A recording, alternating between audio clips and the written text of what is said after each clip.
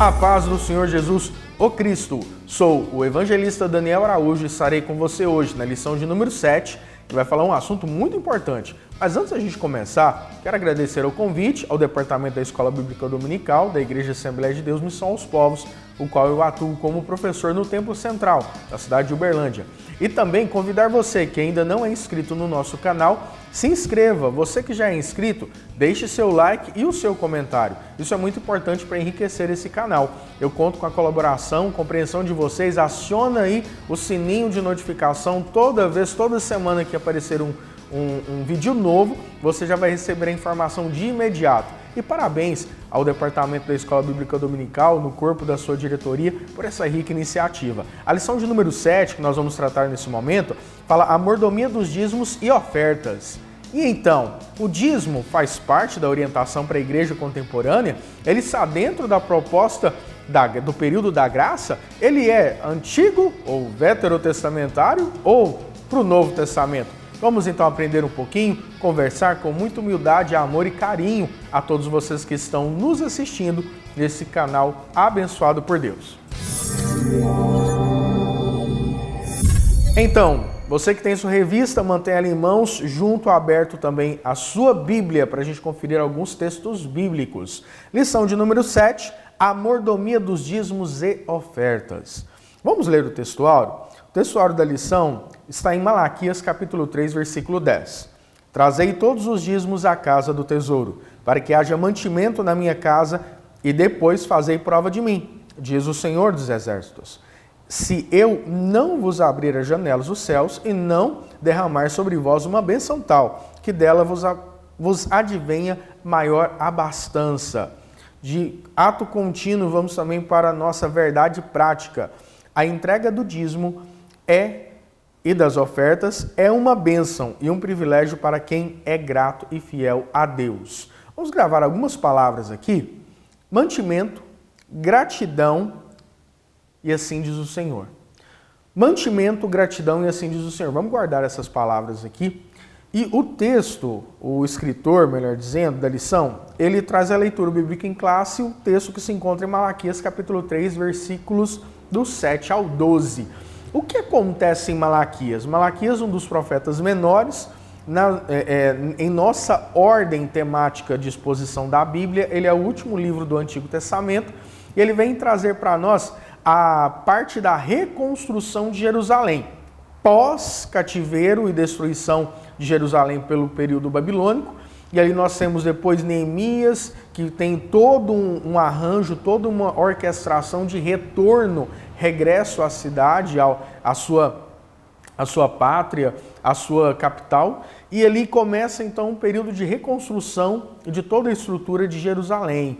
E Malaquias é um texto bem interessante, que ele vem ser direcionado aos líderes religiosos. E tem, no seu primeiro capítulo, fala que vocês estão mais preocupados com os seus telhados, sendo que a casa de Deus nem o telhado tem, mostrando ali o debruçar do coração daqueles homens para coisas que não eram para o templo e a casa de Deus. Abre aspas. Não que isso não seja importante. No entanto, aonde está o seu coração? Essa é a grande filosofia, a grande mensagem do texto de Malaquias. Aonde se debruça? Quando nós entramos no Novo Testamento, percebemos que Cristo também, ele vem indagar diversas pessoas. Aonde se deleita? Aonde está o seu coração? Porque aonde está o seu coração está a sua adoração, que é o que nós estamos estudando nesse trimestre, correto? Então, essa orientação de reconstruir Jerusalém e o templo, que é a posição religiosa de adoração do povo judeu. Você, professor, você, mestre, que estará trabalhando essa lição, é interessante ter esse panorama histórico do desenvolvimento. Já na introdução, o escritor, ele já entra de imediato na proposta da sua lição, que é a origem do dízimo, o objetivo e a orientação aos ministros. Vou repetir. A origem do dízimo, o seu objetivo e a orientação aos ministros, que é o que nós vamos dividir a lição nesse momento. Não quero aqui entrar profundamente na origem, na estrutura teológica sobre a questão do dízimo, porque o tempo não nos vai permitir e você, ouvinte, tem de outras denominações também, fique à vontade para comentar. E o que eu quero falar agora é uma reflexão sobre a importância, a necessidade e a fundamentação do dízimo bibliocentricamente, tá ok? As fontes de recursos da igreja local. Dízimo e oferta. Depois ele trata o cuidado com os recursos externos.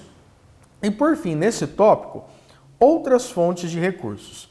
As fontes de recursos da igreja local. Bem, se nós fizermos um paralelismo com muito respeito e muita sabedoria entre a estrutura judaica veterotestamentária e a estrutura da igreja no Novo Testamento, nós percebemos orientações que vão perfazer Antigo e Novo Testamento.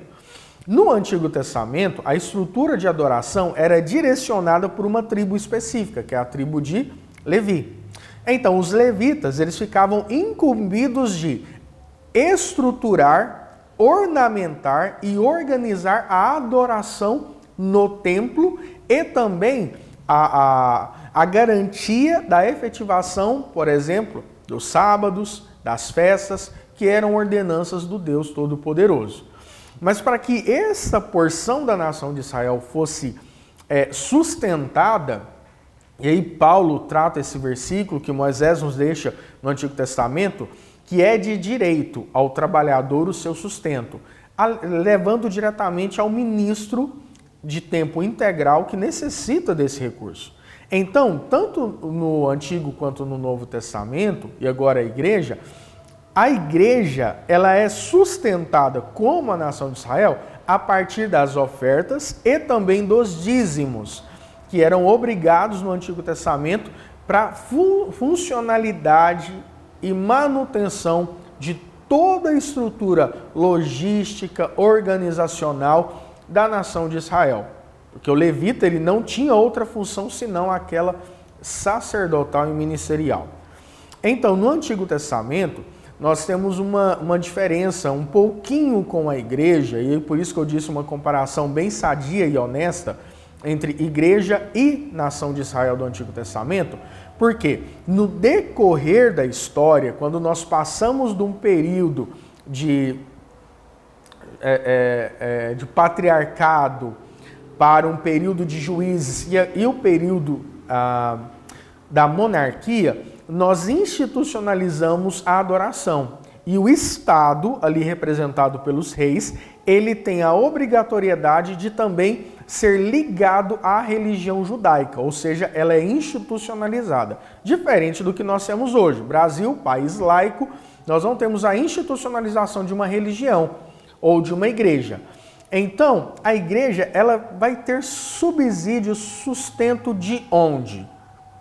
De onde a igreja terá o sustento para os seus ministros? De onde a igreja terá o sustento para os seus templos? É errado construir? Será? Vamos refletir um pouco aqui, abrir aspas aqui no nosso momento de discussão. Primeiro, a igreja tem a função de levar também o social. Eu tenho a graça e a satisfação de ser diretor de uma instituição que tem 5 escolas na cidade de Uberlândia, atendendo 2.300 crianças. Eu atuo num bairro aqui na cidade chamado Monte Hebron. Lá nós atendemos 800 crianças.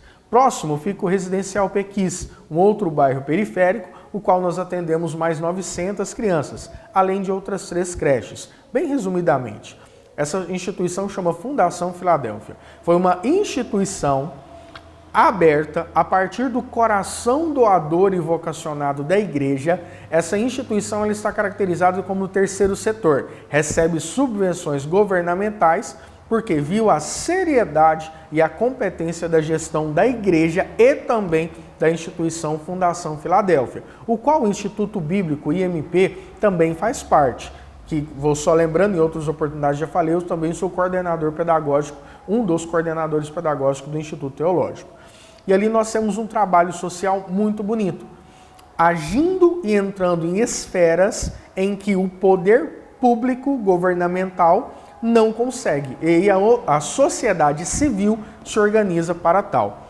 E, como exemplo, nós temos outras fundações dentro da cidade de Uberlândia, com exímios e belíssimos trabalhos dentro da área social. Ou seja, a instituição do terceiro setor, ela é orquestrada e organizada institucionalmente. Agora, a igreja não. A igreja, ela precisa criar condições de autossuficiência. E nós precisamos nos dobrar a isso. É certo que, numa sociedade em que o brasileiro ele é implacado em questões de corrupção, descrédito de esferas de poder, descrédito ao outro, nós somos parados em blitz e nós ficamos preocupados, não porque o documento está em dia, mas será que essa blitz é de verdade? Será que esse policial será honesto? Estou usando um exemplo. Mas é terrível a gente pensar, será que o que eu estou comprando realmente custa isso? Ou ele custa mais caro? O preço que eu pago dentro do produto que eu comprei vale isso ou não vale? O meu vizinho está sendo honesto? Enfim, nós vemos essa complexidade do relacionamento humano e esse descrédito. E isso interfere diretamente na sua decisão ou não de devolver o dízimo. E eu já começo a trabalhar também alguns sentidos de palavras. Devolver o dízimo. O dízimo não é nosso. O recurso não é nosso. Ele é devolvido. Ok? Outra reflexão que nós precisamos fazer. Nossa sociedade moderna ou pós-moderna, como alguns falam, com essa mentalidade ocidental, nós não conseguimos refletir lá no passado a satisfação que era para o lavrador, para o pecuarista ou para quem cuidava de algum tipo de bem, passar um período do ano e ter a satisfação de devolver o dízimo em uma festa. Ele devolvia não por uma obrigação, mas por agradecimento, por tudo aquilo que Deus fez. Alguns estudiosos vêm falar de 3 espécies de dízimos oficiais, outros trazem mais especificações, mas como eu disse no começo, isso é um outro momento. Vem para o IMP que a gente discute isso, ok?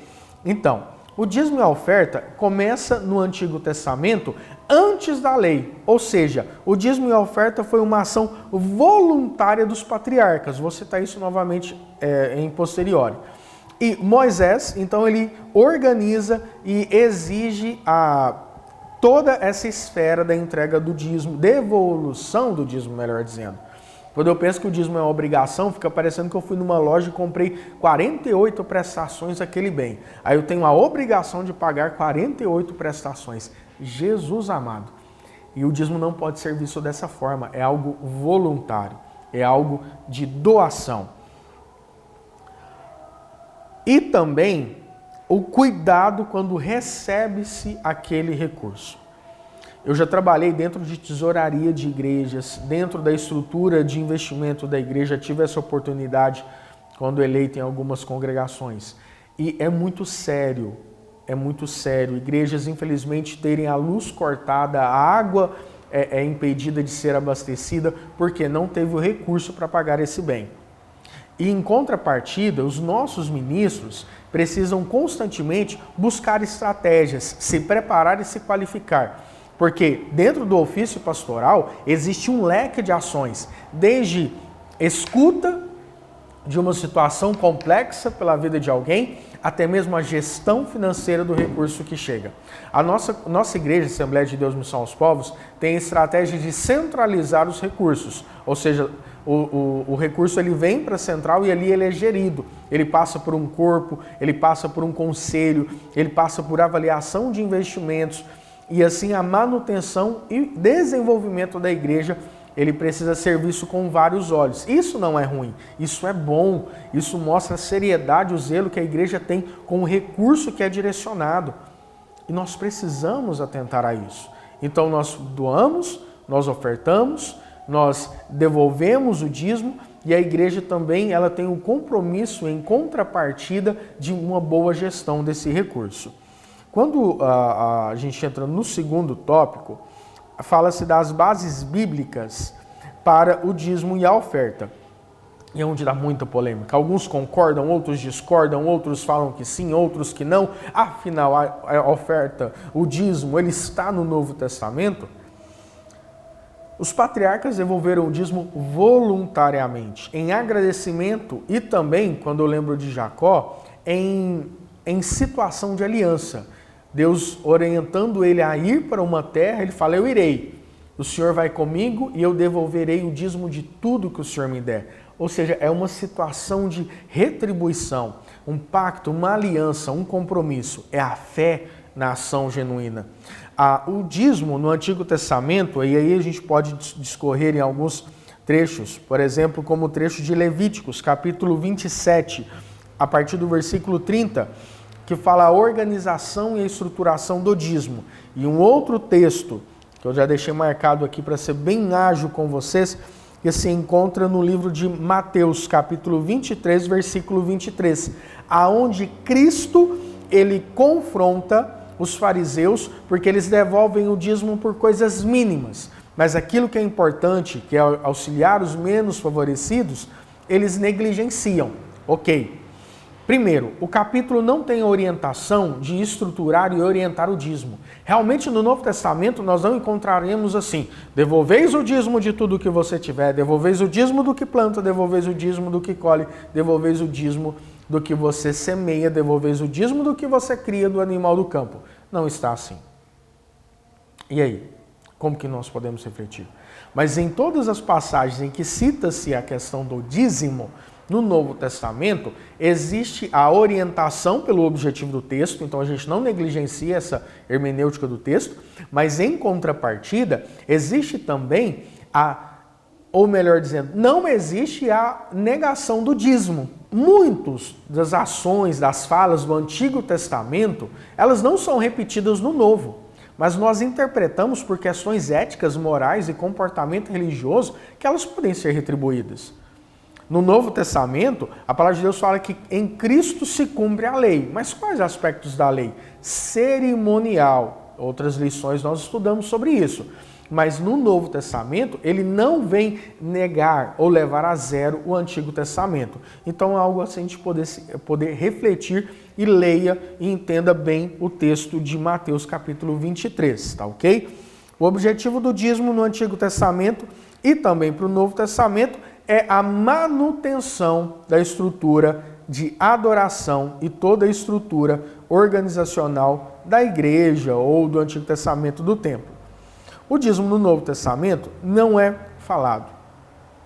E quem sabe, eu acredito nisso, Cristo deixou estrategicamente a ausência dessa citação para provar os nossos corações. Existem grupos de pessoas que devolvem o dízimo, grupos de pessoas que eu já conversei que pagam o dízimo porque falam assim, Deus tem que me abençoar porque eu sou dizimista. Não é dessa forma. Lembra no Antigo Testamento? Eu entrego o dízimo pelo que aconteceu e não pelo que vai acontecer. O dízimo no Antigo Testamento, ele era depois da colheita, ou seja, eu colho, Deus, ele sabe quanto você vai colher e ele já sabe quanto que será da porção direcionada ao santuário. É dele, ele sabe se você vai colher 7 por 7 ou 5 por 1 e qual vai ser a proporção da sua colheita. Ele sabia no Antigo Testamento, então o dízimo, Deus já sabe quanto que ele vai receber, quanto que ele vai ter de devolução. É interessante isso. Eu não estou pagando, Deus já sabe o que eu vou colher e daquela porção que é da porção direcionada a ele. E não o contrário, eu vou devolver o dízimo porque o que vai acontecer amanhã. Não é dessa forma, é em agradecimento, é em louvor e adoração. É o que aconteceu. E no Novo Testamento? E aquele grupo de pessoas que falam assim, o dízimo não é bíblico, neotestamentário, então não tem obrigação de dizimar. Ok, você realmente não tem obrigação de dizimar. Mas por que você não dizima? Será que o seu amor ao dinheiro está sendo maior do que a sua devoção, vocação e compromisso com o ministério? Quem vai responder isso é quem está me escutando, quem está me assistindo. Coloca na balança. Qual que é a importância dessa discussão? Uma coisa é eu não querer fazer. A outra coisa é eu chegar no meu par, chegar no meu próximo e falar, não faz isso não. Desculpa, larga de bobeira, larga de ser quadrado, larga de ser tão ortodoxo. Enfim, além de não fazer, eu contamino. Quem não é cristão, talvez está escutando esse vídeo, você encaminhou para alguém fala assim, eu não vou devolver o dízimo, pagar a coisa para a igreja, enfim, tal. Mas faça uma conta. Quanto que os seus vícios te custam? Quanto que um cigarro te custa no final do mês? Quanto que uma cerveja no boteco te custa no final do mês? Boteco esse que talvez é ponto de venda de droga. Não estou falando que todo é, mas essa reflexão. Quanto que nós gastamos de remédio no final do mês? Quanto que nós gastamos de roupa, do lazer? Não, eu preciso ter lazer. Mas quanto que eu invisto? Quanto que eu gasto com isso? Conheço pessoas que passam dificuldades extremas, mas chega final de semana, meu amigo, posta uma latinha de cerveja na rede social, você passa perto da casa dele, ele está num bar bebendo e fala que isso é social. Mas será que é social mesmo? Vamos ser honestos conosco.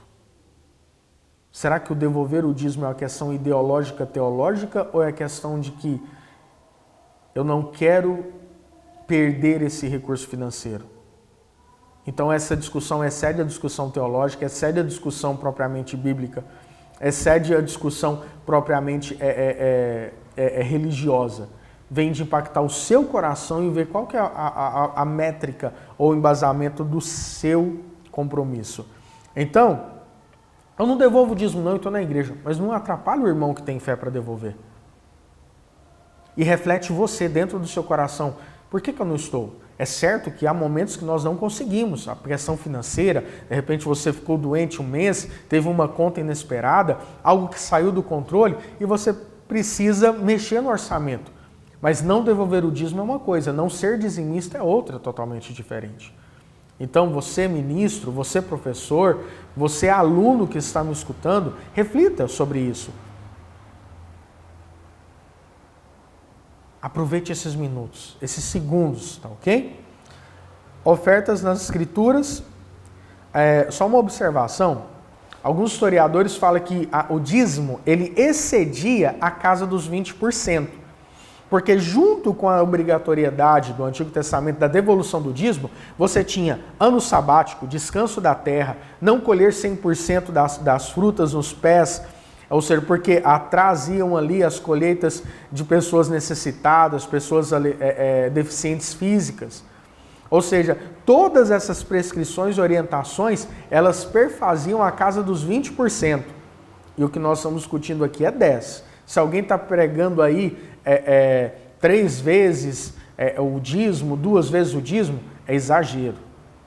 Nós estamos discutindo o dízimo, que são os 10% em cima do valor bruto que você recebe. E não é depois que você pagar as contas, o que sobrou eu devolvo. Não, é do seu bruto, é do seu integral. E aí entra na parte da gestão. Indo para a parte final da nossa lição, tem a mordomia dos dízimos e das ofertas na igreja local. E antes ele vem falar sobre algumas orientações da organização das ofertas e também a conclusão do trabalho. Então, para a gente fechar esse pacote aqui da última parte da lição. Organização pessoal, você ter uma organização dentro das suas finanças pessoais. Você que é empresário, o dízimo é em cima do seu prolabore, ou seja, da porção que você retira da empresa e não o todo do faturamento da empresa. Mas eu conheço pessoas que fazem compromisso com Deus. Provou, fez prova, colocou em teste, Deus, eu vou dar em cima do faturamento da empresa. Isso é seu. Isso é algo seu, é particular, é você se comprometendo com Deus. Então se organiza, anota o que você gasta, o que você tem, o impacto dessa gestão futuramente. Nós estamos numa sociedade que está mexendo muito a parte de contratação, o emprego, ora eu estou trabalhando, ora não. É uma realidade. E o ministro da igreja, ele precisa, e graças a Deus ele olha para essas particularidades. E por fim, a lição fala sobre a boa gestão do recurso que a igreja coloca à disposição da igreja. Isso entra os nossos gestores, com a visão, os pastores com uma visão séria, comprometida. Graças a Deus, estamos em um ministério que tem toda a sua liquidez, todas as suas contas pagas em ordem, e é uma cobrança que particularmente eu já presenciei o nosso pastor presidente fazendo. E é interessante a gente avaliar dessa forma. Por fim, a discussão se é bíblico ou se não é bíblico, não cabe. A discussão do compromisso ou não, eu já ouvi alguns obreiros falarem assim: é errado a igreja exigir que o obreiro seja dizimista. Eu aceitei esse cargo, eu aceitei essa unção, essa consagração, eu aceitei estar onde eu estou. E eu sabia de cada necessidade, cada tópico, cada exigência que a igreja me fez. Então eu não vejo como errado, porque eu aceitei. O errado é quando eu chego para o irmão e falo assim: ou você dizima ou você não receberá a salvação de Deus. Em nenhum momento a Bíblia fala, ou a Bíblia linka o dízimo com a salvação. Que a salvação provém e vem somente de Cristo. Mas aonde está debruçado o nosso coração? É a nossa grande reflexão. Fica esses tópicos, fica esse momento, fica todas essas abordagens, e o tempo foi muito corrido, mas eu espero que você sinta-se satisfeito em finalizar esse vídeo. Deixe seu comentário, se inscreva, assine o sininho de notificações, contribua também, você contribui muito conosco. Parabéns à Escola Bíblica Dominical, a ADMP TV, que tem desenvolvido um excelente trabalho nas áreas de comunicação. Fico à disposição de vocês, nos procure no Instituto Teológico da Igreja Assembleia de Deus, que fica no Templo Central, na cidade de Uberlândia. Um grande abraço e boa aula para você, professor. Excelente lição para você, aluno, e que a igreja venha se enriquecer e saber que contribuir é uma dádiva, é um presente de Deus. E o dízimo é agradecimento a Deus pelo que foi feito. Grande abraço, a paz do Senhor Jesus, o Cristo.